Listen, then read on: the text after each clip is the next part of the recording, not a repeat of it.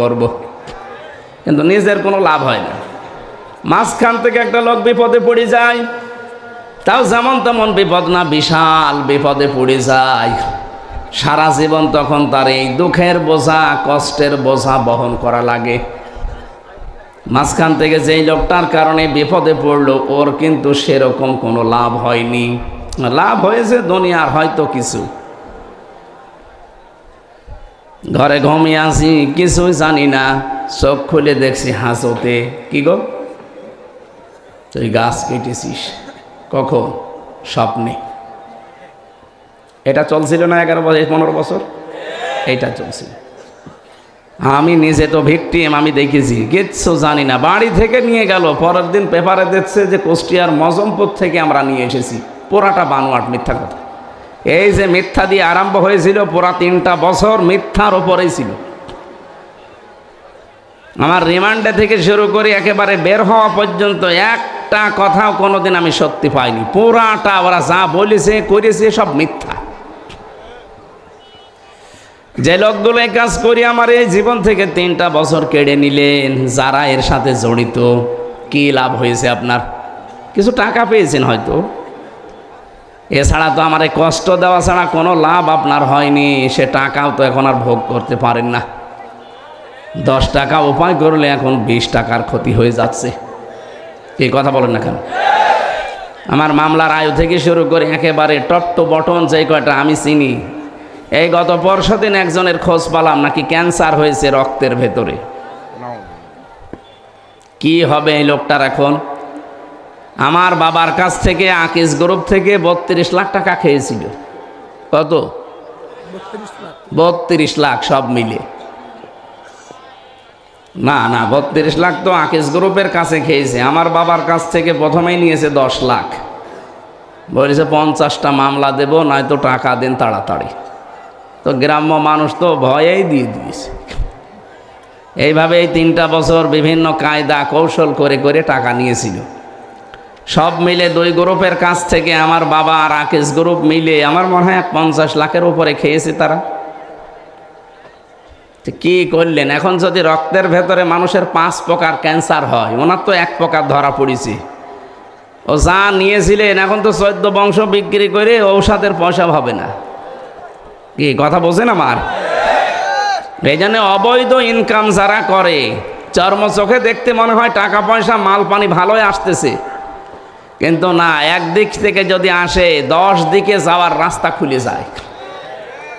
যারা এই যে সুদ খান, টাকা ছেড়ে রাখে, টাকা আসে নাকি? এলাকায় সব নেই? হ্যাঁ, এখানে যারা এই কাজে আছেন, আপনি মায়ের সাথে জেনা করছেন, হ্যাঁ, আপনি যাই নাউজুবিল্লাহ বলেন আর আলহামদুলিল্লাহ বলেন, আপনি এই কাজে আছেন। এর 33টা গোনা হয় সুদ খেলে। তার নিম্ন গোনা মায়ের সাথে জেনা করা, আর উপরের গোনা আল্লাহ রসুলের সাথে যুদ্ধ করা। তো উপরেরটা যদি নাও করেন, অন্তত নিচেরটা তো করছেন। এই যারা টাকা ছেড়ে রেখেছেন, 1000 টাকা দিলে মাসে মাসে আরো 200 টাকা বেশি দেয়। যারা এ কাজ করছেন, এটা ছেড়ে দেওয়া লাগবে ভাই, নাই তো আপনার নামাজ, রোজা, হজ, যাকাত যাই করছেন, দান সাদগা, এসব মাঠে মারা যাচ্ছে। সুতরাং এইগুলো থেকে বেশি বাঁচিয়ে রাখা লাগবে না, যে নামাজ যেন অন্তত বেঁচে থাকে, আমার রোজাটা যেন অন্তত হয়। এজন্য সুদ ছেড়ে দেওয়া লাগবে। যারা যারা এগুলো করছেন ছেড়ে দেবেন। হাত তোলেন তো, কারা ছাড়বেন? ও, এলাকায় সুদ চলছে তাহলে, ভালোই আছে। ঠিক আছে, আপনারা যখন হাত তুললেন যে ছেড়ে দেবেন, আলহামদুলিল্লাহ। আপনি সুদের টাকা মাসে মাসে নাই 20,000 ইনকাম করলেন, দেখবেন আপনার 1 মাসে 30,000 টাকা চলে যাওয়ার রাস্তা আল্লাহ তৈরি করে দেবে। হয়তো এমন একটা অসুখ দেবে যে 20,000 টাকার ওষুধই লাগে। বলেন তো, রোগ দেওয়ার সঠিকভাবে বলবেন মালিককে। ওয়াইদা মারিদতু ফাহুয়া ইয়াশফিন, আমি যখন অসুস্থ হই আমাকে শেফা দেয় কে? ঔষধ তো একটা ওসিলা। উনি যদি বলে যে না, হবে না, তামাম দুনিয়া খেয়ে ফেললো, আপনি সুস্থ হবেন না। এ বিশ্বাস আমাদের আছে তো? এই যে দোয়াটা বললাম, ওয়াইদা মারিদতু ফাহুয়া ইয়াশফিন, এটা আমাদের জাতির পিতার দোয়া, ইব্রাহিম আলাইহিস সালামের। উনি দোয়া করেছিলেন ওয়াইদা মারিদতু ফাহুয়া ইয়াশফিন, যখন আমি অসুস্থ হই আমাকে শেফা দেয় কে? এই জন্য অবৈধ ইনকাম করে আসবেন ঠিক, তো এমন একটা অসুখ লাগিয়ে দেবে 20,000 টাকা উপায় হলে দেখা যাচ্ছে 25,000 টাকা চলে যাচ্ছে বিভিন্ন রাস্তায়। নিজেকে কন্ট্রোল করেন, এরকম বড় বড় বিপদ থেকে আল্লাহ আপনাকে বাঁচিয়ে রাখবে ইনশা আল্লাহ।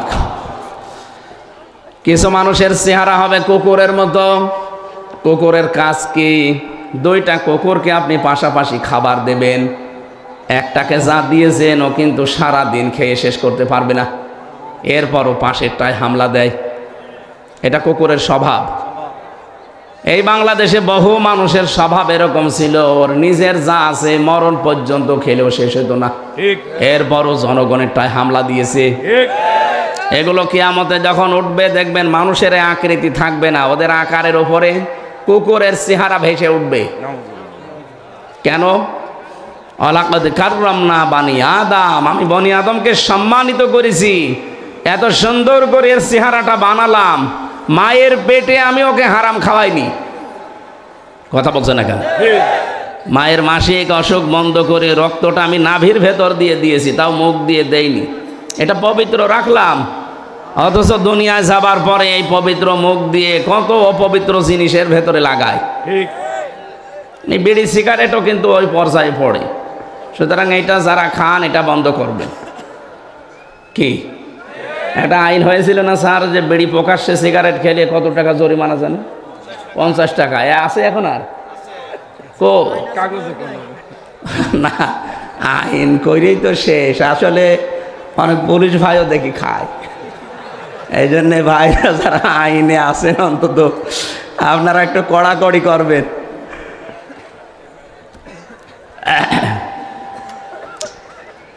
3 নম্বরে কিছু মানুষের চেহারা আল্লাহ বানাবে শকুরের মতো। শকুরের কাজ কি? নিজের মেয়েকে বউকে দেখবেন নিয়ে যায় যে কচু খেতে ছেড়ে দেয়, নিজে এক জায়গায় বসে থাকে। এটা শকুরের স্বভাব। এটা বহু মানুষ এমন আছে নিজের বউ যদি সুন্দরী হয় ও দিশায় পায় না, করবে কি? আরও সুন্দর করে বিউটি পার্লারে সাজায়, মেয়েকে সাজায়, রাস্তাঘাটে যায়, অনুষ্ঠানে যায়, বিয়ের বাড়ি যায়, নিজে এক জায়গায় বসে বসে গল্প করার, ওগুলো সব আল্লাহর রাস্তায় ছেড়ে দেয়। ওটাকে আল্লাহর রাস্তা? শয়তানের রাস্তা। এই পৃথিবীতে শয়তানের যতগুলো কাজ আছে তার 2 নাম্বার, শয়তানের 1 নাম্বার কাজ হচ্ছে সে অহংকারী। সে সব সময় মনে করে আমি সব, আর যা আছে সব ডিলিট।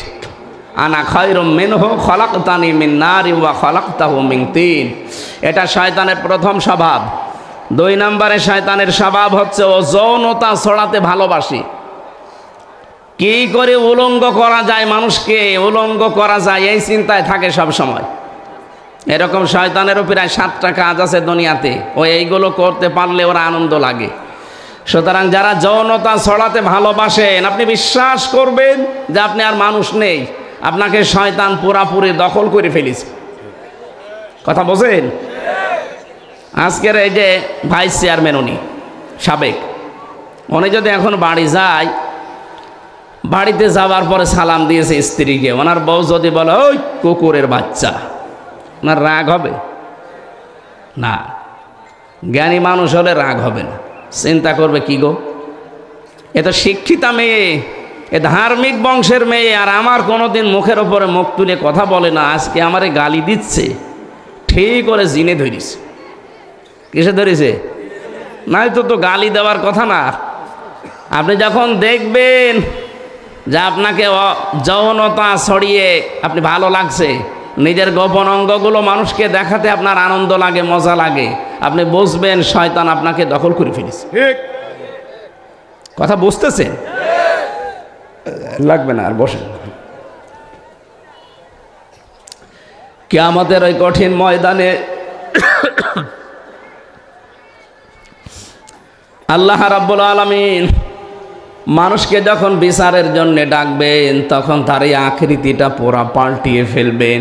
এত সুন্দর করে সম্মান দিয়ে বানালাম, তোরে এখন কুকুর বানাবো, শূকর বানাবো, সাপ বানিয়ে দেব না, এটা মানায় না।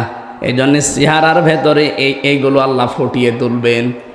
আজকে এখানেই যদি কেউ কুকুরের আকৃতি পেয়ে যায়, বলেন তো ওসি সাহেব ওরা আমির হামজা হক এখানে আপনি আসতে দেবেন না? কি মনে হচ্ছে আপনার? কয়েকটা মানুষ এখানে আমরা মাত্র বসে আছি, নাই 5,000 মানুষ হবে। এর ভেতরে কুকুরের শুকুরের আকৃতি পেরে যদি আপনি এখানে উঠতে না দেন, কিয়ামতে কোটি কোটি মানুষ থাকবে। এর ভেতরে আমার আল্লাহ আপনার চেহারা শুকুরের মতো বানিয়ে দেবে, কুকুরের মতো বানিয়ে দেবে। মানুষ দেখেই বুঝবে যে এই ধরনের অপরাধী ছিল। দ্বিতীয় নম্বরে কোরআনে পেয়েছি সূরা ইয়াসিনের ভেতরে, ওয়ামতাজুল ইয়াউমা আইয়ুহাল মুজরিমুন। হাসরের ময়দানে আল্লাহ নিজে একটা ঘোষণা দেবেন, হে অপরাধী যারা, পাপিষ্ট যারা, আমার নেককার বান্দাদের থেকে আলাদা হয়ে যা। আজ হয়তো আমার অপরাধগুলো শরীরে লেখা নেই, এজন্য অনেকে টের পায় না। কিয়ামতে কিন্তু এগুলো সব লেখা থাকবে, কে কোন ধরনের অপরাধ করেছে। ময়দানে মাহশারে যদি আল্লাহ বলে, হামজা আজকে আমার নেককার বান্দা বান্দিদের থেকে তুই বের হয়ে যা, কি অবস্থার তৈরি হবে ওইটা সামনে নিয়ে আপনি বলেন। এই জন্য হক কথাগুলো আমার ছড়ানো দরকার। আপনি যদি মেনে নিতে পারেন তো ভালো, আপনার কপাল খুলবে। যদি মেনে নিতে না পারেন, আপনার জন্য আল্লাহ আগুন তৈরি করে রেখেছে। ইন্না আ'তাদনা লিজ-জালিমিনা নার। আল্লাহ বলেন আমি নিজে তার জন্য আগুন তৈরি করে রাখলাম। বলেন নাউজুবিল্লাহ। তাহলে আপনাদের দায়িত্ব চুপ থাকা আর শোনা, আর আমার দায়িত্ব পৌঁছিয়ে দেওয়া সঠিকটা। আমি সেই নিয়ত নিয়েই বসেছি। আজকের আলোচনাটা হেদায়েতমূলক আমি করব ইনশাআল্লাহ। আমাদের আজকের বিষয় হচ্ছে সমন্বয়। কি বললাম? বলেন না কেন? কি সমান না? আজকে যে তেলাওয়াত করলাম সূরা সেজদা 18, 19, 20, এতগুলো আয়াত আমি কোনো তাফসির মাহফিলে পড়ি না, খুব পড়লেও এক আয়াতের অর্ধেক পড়ি। আজকে পুরা 3 আয়াত পড়েছি, সময় পেয়েছি, এই জন্যে থাকবে তো ইনশাল্লাহ। হ্যাঁ, আমরা তাফসির আকারে কথা বলব। সমন্বয় যেহেতু বলেছি, আমরা সেজদা সূরা সেজদা থেকে পড়েছি। এত বড় একটা সুন্দর সূরা, সূরা সেজদা, 30টা আয়াত আছে, 3টা রুকু আছে। পুরা কোরআন শরীফের ভেতরে 30 আয়াত বিশিষ্ট সূরা আমি পেয়েছি 2টা, সূরা মুলুক আর সূরা সেজদা। বিশ্বনবী সারাটা জীবনে এই 2টা সূরা পড়িয়ে তারপরে ঘুমাতেন। বলেন সুবহানাল্লাহ। এত দামি সেজদা, নাম শুনলেই বোঝা যাচ্ছে এর ভেতরে এমন একটা কিছু আছে যেটার উপরে আমার আল্লাহ খুশি হয়। সেজদা এত দামি জিনিস, কোনো মানুষ যদি সেজদা না দেয়, আমার আল্লাহ পাক এই পৃথিবীতে সবচাইতে বেশি রেগে থাকে তার উপরে। ও চাঁদপুরবাসী, আমরা অনেক মানুষ এখানে আছি, সুস্থ সবল থাকার পরও আমরা নিজেরা আল্লাহকে সেজদা দেই না। তাফসিরের ভেতরে একটা ঘটনা পড়েছি, এই এদিকে তাকান। শয়তান মানুষের রূপ ধরেছে একবার, আল্লাহর এক বান্দার সাথে দোস্তি করেছে, সারাদিন তার সাথে চলাফেরা করে, ওঠা বসা করে, বন্ধুত্ব করে ফেলেছে। হঠাৎ সন্ধ্যার পরে যতদূর গেছে আর আসা সম্ভব হয়নি, এক গাছের নিচে আশ্রয় নিয়েছে। হঠাৎ করে শয়তান ডাক দিয়ে বলে, বন্ধু আমি আজকে আর তোমার সাথে থাকতে পারলাম না, আমি বিদায় নিলাম। কেন? সারাদিন তো কথাবার্তায়, ওঠা বসায়, চলাফেরায় তো ভালোই ব্যবহার ছিল, বন্ধুত্ব হয়েছিল, চলে যাবেন কেন? এবার প্রশ্ন করছে, কি তুমি আমার চিনতে পেরেছো? বলে না, আমি শয়তান। কে? লোকটা বলছে, কি আশ্চর্য, আপনি পরিচয় যখন দিয়ে দিলেন, আপনাকে দেখে তো আমার ভয় লাগার কথা, আর আপনি আমারে ফেলে রেখে চলে যেতে চান কেন? শয়তান জবাব দিয়েছে, বন্ধু আমি শুধু একটা সেজদা লঙ্ঘন করেছি। কয়টা? আল্লাহ বলেছিল আদমকে সেজদা দাও, আমি দেইনি। একটা সেজদা লঙ্ঘন করার কারণে যদি আল্লাহ আমার উপরে গজব নাজিল করে, 2টা জিনিস থেকে আল্লাহ আমাকে চিরবঞ্চিত করে দিয়েছে। এক নম্বরে কোনো দিন আল্লাহ আমাকে ক্ষমা করবে না, 2 নম্বরে কোনো দিন তিনি আমাকে জান্নাতে দেবে না। এই মোবাইল বন্ধ করে রাখেন।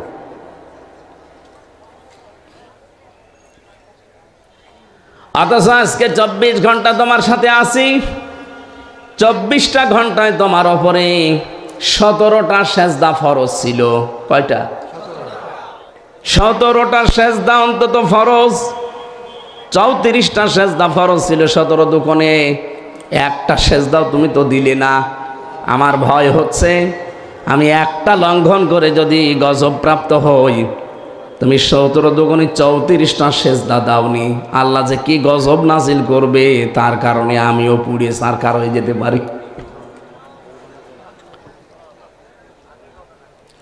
জাতপুরবাসী, যেহেতু এলাকা মুসলমান বেশি, অন্য ধর্মের লোক সেরকম নেই, আমরা জানি সেজদা দেন না। আপনি মুসলমান দাবি করেন কোন কারণে? নবীজি জানিয়েছেন একজন অমুসলিম আর মুসলমানের ভেতরে পার্থক্য প্রথমে এইটা যে মুসলমান সেজদা দেবে, অমুসলিমরা সেজদা দেয় না। সুতরাং আমি নামাজের বিষয় আর বলবো না, আজকে ট্রান্স দিলাম এই, আপনি মুসলমান দাবি করতে হলে মাস্ট বি আপনাকে সেজদা দেওয়া লাগবে। কি আজরাইল যতদিন না আসে এই গুরুত্বপূর্ণ বিধানটা আপনি ছেড়ে দেবেন না। সেজদা যদি কেউ ছেড়ে দেয় ফরজটা, তাহলে আল্লাহ বলেন আমি নিজে ওর দায়িত্ব ছেড়ে দেই। আল্লাহ যদি আপনার দায়িত্ব ছেড়ে দেয়, আপনি 1 সেকেন্ডও শুদ্ধভাবে চলতে পারবেন না। এই যে চলাফেরা করেন, মনে করছেন আমার বাবার দেওয়ার শরীরে চলি, এক পা ফেলতে হলে প্রতিটি কদমে আল্লাহর ফেরেশতার সাহায্য লাগে। প্রত্যেকটা কদমে কদমে আল্লাহ ফেরেশতা দিয়ে রেখেছেন।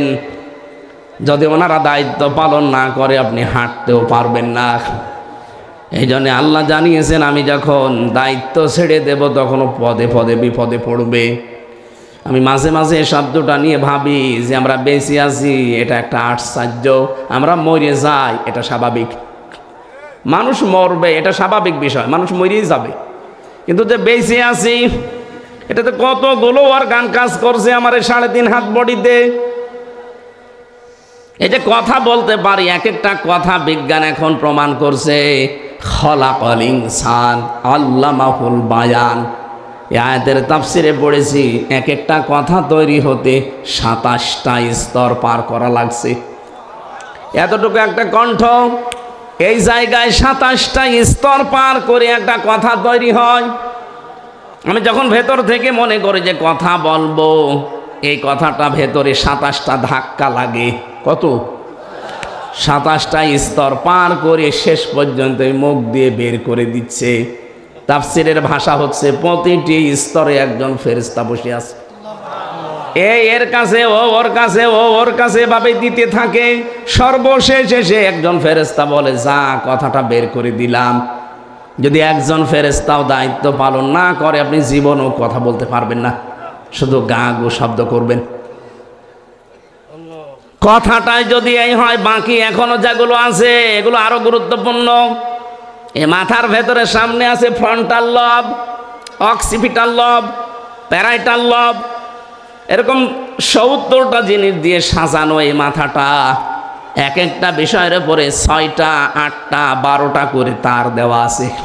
কম্পিউটার এখানে ভেড়ান, আপনাকে আমি দেখাচ্ছি, এই মুহূর্তে আপনার ঈমান আরো বেড়ে যাবে। কিছু করা আছে এর ভেতরে, প্রত্যেকটা তার আমাদের এই শরীরের 24 ঘন্টা কাজ চালাচ্ছে। একটা তার যদি আল্লাহ অকেজো করে দেয় আপনি পাগল হয়ে যাবেন।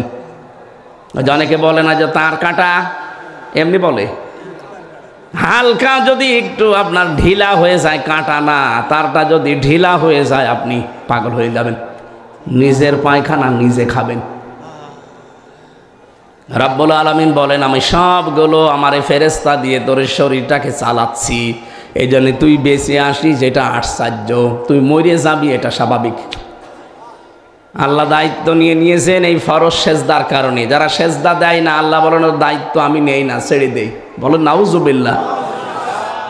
এরকম বহু কথা তাফসিরের ভাষায় শুধু সেজদার নামকরণে লেখা আছে। এত গুরুত্বপূর্ণ একটা বিধান সেজদা, কি বললাম? মানুষের এই 3.5 হাত বডির ভিতর তাকালেই বোঝা যায় যে মানুষকে আল্লাহ বানিয়েছে সেজদা দেওয়ার জন্য। এই হাত দিয়ে, কপাল দিয়ে, নাক দিয়ে এই পৃথিবীতে আর কোনো সৃষ্টি সেজদা দিতে পারে না। গাছও সেজদা দেয়, খালি লম্বা হয়, ছায়াগুলো লম্বা হয় বিকালবেলা, ওইটা ওর সেজদা। গরুগুলোও সেজদা দেয়, রাতের বেলা জাগর কাটে, এইটা ওর সেজদা। এক কথা বুঝতেছেন? কিন্তু আমাদের মতো এইভাবে সেজদা পৃথিবীর কোনো সৃষ্টি দিতে পারে না, এই জন্য আমাদের দাম এত বেশি। এখন সেজদায় আপনি দেন না, আপনার দাম তো কুকুরের চাই তো খারাপ হয়ে যাবে। আজকে থেকে ফরজ সেজদা আর ছেড়ে দেবেন? আলহামদুলিল্লাহ। আমরা 18, 19, 20 এই সূরা থেকে পড়েছি, এবার তেলাওয়াত করছি তাফসীর করার জন্য। রব্বুল আলামিন বলেন, আফামান কানা, না আফামান কানা নাই তো, আফামান কানা মুকমিনান কামান কানা ফাসিকা লা ইয়াস্তাবুন। হে নবী, এই পৃথিবীর মানুষগুলো কি মনে করে যারা ঈমান এনেছে আর যারা পাপাচার পাপিষ্ঠ এরা সমান? না, এরা কখনো সমান না। পৃথিবীতে যারা ঈমানদার আর যারা ঈমান আনে নাই এরা আল্লাহর কাছে কখনো সমান না। এই জন্য আমরা যারা এই দেশে ঈমান আছে, ঈমানের দাবি আমরা যারা মানতে পারি, বিশ্বাস করে নিতে পারেন যে মানুষগুলো এখনো ঈমান আনে নাই, অথচ ঈমান আনার পরেও অনেকে ঈমানের দাবি পূরণ করে না, তারা আর আমরা জীবনেও সমান। বলেন বলেন। লা ইয়াস্তাওয়ি আসহাবুন নারি ওয়া আসহাবুল জান্নাহ, আসহাবুল জান্নাতি হুমুল ফাইজুন। কখনোই সমান না, যারা জাহান্নামে যাবে আর যারা জান্নাতে যাবে এরা কখনো সমান না। যারা জান্নাত পাবে এই মানুষগুলোর জীবন সফল। ও চাঁদপুরবাসী, হেদায়েতের নিয়ত কথাগুলো শোনেন। এ পৃথিবীর ময়দানে সফল আমার আল্লাহর দৃষ্টিতে ওই লোকটা, সফলতা পেয়ে গেছে ওই লোকটা ফামাং যুহজিহা আনিন নার ওয়া উদখিলাল জান্নাতা ফাকাদ ফাজ। সূরা আলে ইমরানের 185 নম্বর আয়াতের মাঝের অংশে আছে, রব্বুল আলামিন বলেন, যেই লোকটাকে আমি আল্লাহ আস্তে আস্তে জাহান্নামের কাজগুলো ছেড়ে দেওয়ার তৌফিক দেই, জান্নাতের কাজগুলো আস্তে আস্তে করার সুযোগ করে দেই, এই লোকটার জীবন সফল।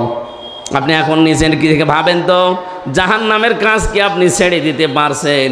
জান্নাতের কাজের দিকে কি এগিয়ে যেতে পারছেন? এটা প্রথম অর্থ। দ্বিতীয় অর্থ হচ্ছে চূড়ান্ত সফলতা ওই মানুষ পাবে যাকে জাহান্নামের আগুন থেকে মুক্ত করে আমি আল্লাহ জান্নাতি বলে ঘোষণা দিয়ে দেব। আসল হার জিতের খেলা পৃথিবীর ময়দানে হয় না। ইয়াউমা ইয়াজমাউকুম লিয়াউমিল জামঈ যালিকা ইয়াউমুত তাগাবুন। আসল হার জিত হবে কিয়ামতের ওই কঠিন ময়দানে। ওই দিন কেউ একজন আর একজনের সমান হতে পারবে না। সুতরাং আসল হার জিত যেহেতু সামনে আসতেছে, এইটার জন্য এখন থেকেই প্রস্তুতি নেওয়া আমাদের। যারা ফাসেক ফুজ্জার, যারা গুনাহগার, যারা ইমানদার, যারা মুমিন, আপনি এদের কাজকর্ম, কথাবার্তার, অ্যাক্টিভিটিস, এদের বিশ্বাস কোনোটা এক সমান পাবেন না। পুরাটা দেখবেন এদের সব দুই রাস্তায়। কোনো দিন এরা এক রাস্তায় এদেরকে আপনি পাবেন না। যারা ইমানদার এই মানুষগুলো কোনো দিন অনর্থক কথা এবং কাজ করে সময় নষ্ট করবে না। ভালো করে বুঝবেন, এদিকে তাকান। ওয়াল্লাযীনা হুম আনিল লাগবি মুরিদুন। সফল কাম মুমিন যারা, তারা কখনো অনর্থক কথা কাজে এরা সময় নষ্ট করে না। অনর্থক কথার কাজ কি? যেই কথা বলতে গেলে চিন্তা করা লাগে যে কথার দ্বারা দুনিয়া আখিরাতে কোনো উপকার আছে, যদি দেখেন না, সঙ্গে সঙ্গে সেখানে থেমে যাওয়া লাগবে। কোনো কাজ করতে গেলে যদি দেখেন এই কাজে আমার দুনিয়া আখিরাতের কোনো উপকার আছে, যদি দেখেন না, আপনি সঙ্গে সঙ্গে নিজেকে থামিয়ে ফেলবেন। এই মুরিদুন লাগবন, এই শব্দগুলোর ব্যাখ্যা আমি বিভিন্ন তাফসিরের সাথে মিলিয়ে দেখেছি। পৃথিবীতে সবচাইতে বড় অনর্থক কাজ হচ্ছে আল্লাহর জমিনে মানুষের তৈরি করা আইন কায়েম করার চেষ্টা করা। এটা এই দেশের মানুষকে আমরা বোঝাতে পারছি না। কোরআনের পাখি 50টা বছর চেষ্টা করেছিল এটা বোঝানোর, যে আপনারা লাগবন থেকে বিরত থাকেন, অনর্থক কাজ থেকে, অনর্থক কর্ম থেকে নিজেকে বিরত রাখেন, নয়তো সফল হতে পারবেন না। এটা 50টা বছর তিনি এই একটা কথা বুঝিয়েছেন। চামড়া আমাদের এত মোটা গন্ডারের মতো, কাতুকুতু দিলে নাকি 3 দিন পরে টের পায় গন্ডার। এক লোক শ্বশুর বাড়ি যাচ্ছিল, রাস্তার পাশে দেখছে একটা গন্ডার বাঁধা, গন্ডার কি কাতুকুতু দিয়েছে। কাতুকুতু বোঝেন না? দেখে না গন্ডার হাসে না। 3 দিন পরে শ্বশুর বাড়ি থেকে আসার সময় দেখছে গন্ডার হাসতেছে। ডাক দিয়ে বলে, বন্ধু 3 দিন আগে তোমারে কাতুকুতু দিলাম, তখন তো হাসলে না, এখন হাসতেছ। গন্ডার বলে, বন্ধু এই 3 দিন পরে চামড়া ভেদ করে আমার কাতুকুতু লেগেছে। গন্ডারের কাতুকুতু লাগে কয়দিনের ভেতরে, আর আমাদের না না, অনেকে বছর সঙ্গে সঙ্গে। কিসের সঙ্গে সঙ্গে? এত কাতুকুতু দেওয়া হয় কোরআন দিয়ে, হাদিস দিয়ে, আখিরাতের কথা দিয়ে, কয় কিছুই তো মনে হয় না, আগে যা ছিল তাই। এই জন্য আজকে আমরা কাতুকুতু দিচ্ছি কোরআন দিয়ে। যারা অনর্থক কথা এবং কাজে আছেন, পৃথিবীতে যত অনর্থক বিষয় আছে সবচাইতে অনর্থক হচ্ছে মানুষের তৈরি করা আইন। এক কথা বলেন, আল্লাহর এই জমিনে আল্লাহর পাঠানো আইন বাদ দিয়ে যারা মানুষের তৈরি করা আইন বিজয় করতে চান, আপনি কিন্তু অনর্থক কাজে আছেন। এরপরও যদি কেউ না বোঝার ভান করে থাকেন, এদিকে আসেন, কানের নিচে 2টা দিলে তখন টের পাবেন। কোরআন শরীফ দিয়ে, বুখারী শরীফ দিয়ে তো হচ্ছে না, আপনার বুখারী শরীফ দেওয়া লাগবে। আপনার বিবেক কি মরে গেছে না কুকুরে প্রসাব করেছে? কোন কারণে আপনি মানুষ হয়ে মানুষের তৈরি করা আইন কায়েম করার চেষ্টা করবেন? আজ পর্যন্ত কোনো কুকুরকে দেখেছেন একটা কুকুর হয়ে আর একটা কুকুরের আইন মানে? কথা বলে না কেন? এত বড় সৃষ্টি আমরা, সর্বশ্রেষ্ঠ সৃষ্টি, এর বড় কোন কারণে মানুষের তৈরি করা আইন এখানে কায়েম করা লাগবে? আজকে থেকে তওবা করেন। আমি জানি আপনার হেদায়েত কপালে থাকলে আজকেই হয়ে যাবে, আর হেদায়েত যদি আপনার না থাকে, ওই গিরিশচন্দ্র সেনের মতো পুরা কোরআন শরীফ আপনাকে গলিয়ে খাওয়ালেও আপনি পথ পাবেন না। গিরিশচন্দ্র সেন আমাদের চাইতে কোরআন কম পড়েনি, কম বোঝেনি, কম লেখেনি, আমাদের চাইতে বেশি লিখেছে। কারণ ও তাফসির লিখেছে, অর্থ তো লিখেছে, ও তাফসিরও লিখেছে। আমি বিশ্ববিদ্যালয়ে পিএইচডি যখন জমা দিয়েছিলাম তখন দেখেছিলাম ও কিন্তু গিরিশচন্দ্র সেন শুধু কোরআনের বাংলা অর্থ করেনি, ও তাফসিরও করেছে। এখানে যারা আলেম বসে আছে জিজ্ঞাসা করেন তো, প্রতিটি শব্দের কোরআনে কারিমে যত শব্দ আছে প্রতিটি শব্দের অর্থ বলতে পারবে এরকম আলেম এখানে আছে? না, নেই। কেউ বুকে হাত দিয়ে বলার সাহস নেই, আমিও না, কারণ আমি পড়িয়েছি কিন্তু আমার মনে নেই, আমার এখন দেখা লাগবে। অথচ একটা হিন্দু মানুষ ওরা কোরআন শরীফের তাও একটা শব্দের একা একটা অর্থ না, একাধিক অর্থ ওর জানা ছিল, না তো তাফসির করলো কি করে? এক একটা শব্দের একাধিক অর্থ আপনার জানতে হবে, এবং শব্দের ভাঙা কি করে, শব্দ ভাঙা লাগে, পরিবর্তন করা লাগে, এইটা আপনাকে আগে জানা লাগবে। ওই যে আমি শব্দ বললাম না, সামিয়া, সামিয়া দিলে এমনি অর্থ হবে শোনো, আর ফাস্তামিউ দিলে গুরুত্ব সহকারে, মনোযোগ সহকারে। মানিত্তাবাআল হুদা বিগাইরিল কোরআন আদাল্লাহুল্লাহ, তিরমিজি শরীফের হাদিস। নবীজি বলেন, কোরআনে কারিম বাদ দিয়ে যদি হেদায়েত পাওয়ার জন্য পৃথিবীর কোনো জায়গায় কেউ যায়, তার মন যতই ভালো থাক, আদাল্লাহুল্লাহ, আল্লাহ নিজে তাকে দায়িত্ব নিয়ে গোমরা বানিয়ে দেবে। শব্দটা কিন্তু আদাল্লাহ ইয়াউদিল্লু, এটা বাবে ইফাল, আসল শব্দ দল্লা, দল্লা ইয়াউদিল্লু। এর বাংলা অর্থ দাঁড়াবে যদি সোলাসি মজাররাত থেকে আসে, 3 অক্ষর বিশিষ্ট শব্দ থেকে আসলে বাংলা অর্থ হবে আপনি নিজেই নিজেকে গোমরা বানিয়ে ফেলেছেন। কিন্তু আদল্লা বাবে এই ফাল থেকে আসার কারণে অক্ষর বেড়ে গেছে, এই জন্য বাংলা অর্থ দাঁড়াবে আপনি হয়তো গিয়েছিলেন, আপনার নিয়ত ভালো ছিল, কিন্তু কোরআন সেখানে চলে না, কোরআনের কর্মসূচি নেই। এই জন্য আল্লাহ নিজে দায়িত্ব নিয়ে আপনাকে আরো গোমরা বানিয়ে দেবে। এখানে একটা শিক্ষা আছে। বলেন তো, হেদায়েত দেওয়ার একচ্ছত্র মালিকানা কার? নাকি আমাকে হালকা পাতলা আল্লাহ দিয়েছে? এই যে প্রথম থেকে তো ওইটাই বলছে যে হেদায়েতের মালিক আমি না, নবীকে পর্যন্ত আল্লাহ দেয়নি। ইন্নাকা লা তাহদি মান আহবাবতা ওয়ালাকিন্নাল্লাহা ইয়াহদি মান ইয়াশা ওয়া হুয়া আ'লামু বিল মুহতাদিন।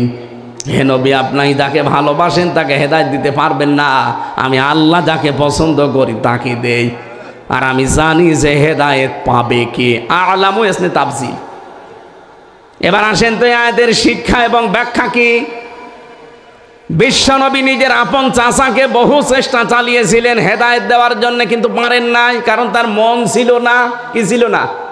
বলেন বলেন।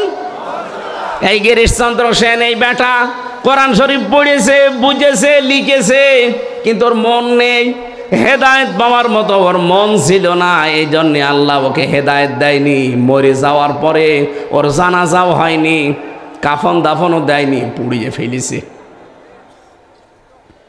আমি যেটা বোঝানোর জন্য হাদিসটা বললাম, আদাল্লাহুল্লাহ, নবীজি বলেন আল্লাহ নিজে তখন দায়িত্ব নিয়ে নেয় আপনাকে খারাপ বানাতে।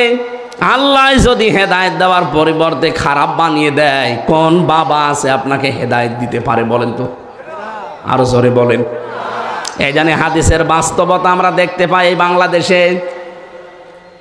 48,000 পীর এই দেশে সরকারি জরিপে। কত? 48,000। অধিকাংশ দরবারে দেখবেন কোরআন চলে না, কোরআনের নিয়ম নীতি কর্মসূচি সেখানে নেই, সেখানে চলে তোমার বাবাদের নিয়ম। বলেন। এই জন্য হাজারো মানুষ ভালো হওয়ার নিয়তে চায়, কিন্তু ভালো হওয়ার পরিবর্তে আরো মুশরিক হয়, পীরের পায়ে সেজদা করে। এরকম পীর দেশে নেই? আপনার এই থানায় আছে? মনে করছেন হুজুর কিছু জানে না? সব খবর আমার কাছে আছে। মানুষ হয়ে যারা মানুষের সেজদা নেয়, এ তো টাটকা নির্ভেজাল মুশরিক। কথা বলুন। আমার কুষ্টিয়ার লালনের মাজারে মানুষ যায় ভালো হওয়ার নিয়তে, অথচ আগে গাঁজা খেত না, ওখানে গিয়ে গাঁজা খায়। ও কি ভালো হয়েছে না খারাপ হয়েছে? খারাপ হইলো কেন? কারণ ওখানে কোরআন নেই, কোরআনের কর্মসূচি আপনি পাবেন না। ওখানে শুধু প্রকাশ্যে সেজদা হয় লালনের মাজারে। অনেকে বউ ছেলে মেয়ে সব নিয়ে চলে যাচ্ছে এই কুমিল্লা, চাঁদপুর, নোয়াখালী থেকে, মনে করে যে আল্লাহর ওলি ঘুমিয়ে আছে, যায় যে দেখে শুধু গাঁজা। বাংলাদেশে একটা জায়গা আছে যেখানে পুলিশ পাহারা দিয়ে নিশ্চিন্তায় গাঁজা খাওয়ায়। একটা জায়গা আছে, কোনো চিন্তা নেই। যদি গাঁজা একেবারে নির্ভেজাল ভাবে খেতে চান, ওই মাজারে যাবেন। ওখানে কোরআনের কোন নিয়ম নীতি বলবেন, চলতেও দেবে না, চলেও না। যেহেতু কোরআন নেই, এই জন্য ওখানে যারা যায় ভালো হওয়ার পরিবর্তে আরো কি হয়? আরো জোরে বলেন, কি হয়? এই জন্য আজকে সিদ্ধান্ত নেওয়া লাগবে, শুধু হাদিস শোনা না। যেহেতু আদাল্লাহুল্লাহ, আল্লাহ নিজে খারাপ বানায়। বাংলাদেশে যেই দরবারে কোরআন চলে না, কোরআনের নিয়ম নীতি নেই, ওই দরবারের প্রতিষ্ঠাতা যদি আমার বাবাও হয়, আমি ওখানে আর নেই। বলেন, এটা মানা যাবে না ইনশাল্লাহ? এই থানা থেকেই শুরু করবেন নাকি এই থানা এসব নেই? আছে। দ্বিতীয় পয়েন্টটা বলি নাকি এটা বাদ দিয়ে দেব? না, বলেন বলেন বললে হবে না, মানা লাগবে। মানবেন তো ইনশাল্লাহ? দ্বিতীয় পয়েন্টটা আমি এবার বলছি, মানবেন কারা? আগে হাত তোলেন। হ্যাঁ, আন্দাজ হাত তোলবেন না, কিন্তু মুনাফিক হয়ে যাবেন। চিন্তা ভাবনা করে হাত তোলেন। তোলেন, এই দেখেন তো হাত তোলেনি কে? হ্যাঁ, আলহামদুলিল্লাহ। এই যে একজন হাত তোলেনি, তো ওটা তোলার দরকার নেই, থাক। বাকিগুলো মানে কিনা দেখেন। তাহলে এখানে যেমন সহজভাবে বুঝলেন, কোরআন যেখানে দরবারে চলে না, ওই দরবারের প্রতিষ্ঠাতা আমার বাবাও যদি হয়, আমি ওখানে নেই। আমি থাকলে আমাকে খারাপ বানিয়ে দেবে কে? বাংলাদেশে 48টা নিবন্ধিত রাজনৈতিক দল আছে, আর নিবন্ধন এখনো পাইনি, এগুলো মিলাই প্রায় 73টা। যেই রাজনৈতিক দলের কর্মসূচিতে কোরআন নেই, কোরআনের নিয়ম নীতি চলে না, ওই দল যদি আমার বাবাও প্রতিষ্ঠা করে, ওই দলে আমি নেই। এইবার অত জোরে বলবে না, আমি জানি এইটা মানতে গেলে তো ওয়াজ শেষ। এটা মানবেন না, অত জোরে আন্দাজে মিথ্যা কথা বলেন কোন কারণে? আপনি মানবেন না, আমিও জানি। এই জন্য এটা আসতে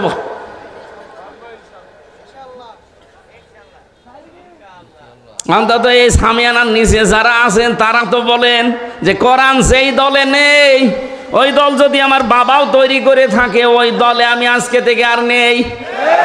কারণ ওখানে যদি আমি থাকি, আমাকে গোমরা বানিয়ে দেবে কে? জান, ওয়াজ হয়ে গেছে, এবার মোনাজাত করে দিই। যে না মানে এর চাইতে কি দামি ওয়াজ আছে বাংলাদেশে দেখান, আমি সেই ওয়াজ করব। ওয়াজ হয়ে গেছে না, মেনে নিতে পারলে এটাই যথেষ্ট।